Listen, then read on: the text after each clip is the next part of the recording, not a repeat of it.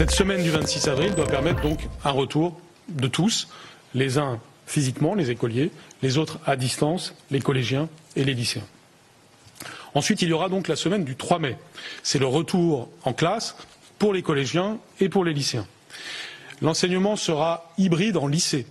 Autrement dit, il y aura ce que ont déjà connu beaucoup de lycéens, c'est-à-dire un enseignement en demi-jauge, la moitié des lycéens qui viennent et l'autre ensuite.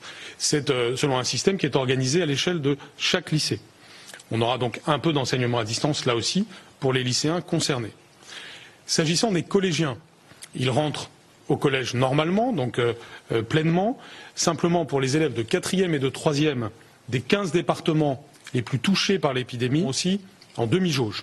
Allez-vous vacciner les enfants? Là aussi, c'est une question importante, mais je le dis, elle n'est pas d'actualité à l'heure à laquelle je vous réponds. À partir du 3 mai également, nous pourrons lever les contraintes de déplacement en journée et envisager, sous réserve de l'évolution de la situation sanitaire, un nouveau train de réouverture autour de la mi-mai qui pourrait commencer par les commerces, certaines activités culturelles et sportives et les terrasses. Cette liste n'est pas définitivement fixée. Elle sera assortie de conditions particulières, le cas échéant, je le disais, territorialisées, qui évolueront au fil des étapes. Nous mettrons donc en place, à compter de samedi matin, ce sas sanitaire, avec un dispositif de quarantaine significativement renforcé, 10 jours, pour tous les voyageurs en provenance des pays où la situation sanitaire est jugée inquiétante du fait de la circulation de ces variants. Ces pays sont à ce jour le Brésil, le Chili, l'Argentine, l'Afrique du Sud et l'Inde. Et comme l'a dit Monsieur le Premier ministre, cette liste pourra évoluer si cela est nécessaire. Les motifs pour venir en France depuis ces pays seront donc encore réduits. Pour l'essentiel, seuls les ressortissants français et les Européens ayant leur résidence principale en France pourront entrer sur le territoire national.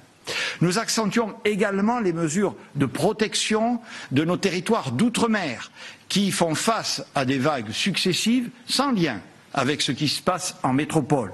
C'est le cas aujourd'hui en Guyane, en Martinique et à la Guadeloupe, où nous venons de renforcer nos mesures et où nous allons intensifier le programme de vaccination, comme à Mayotte et à La Réunion, qui sont exposés aux variants sud-africains.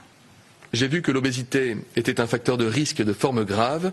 Ne faut-il pas proposer la vaccination aux personnes qui souffrent d'obésité?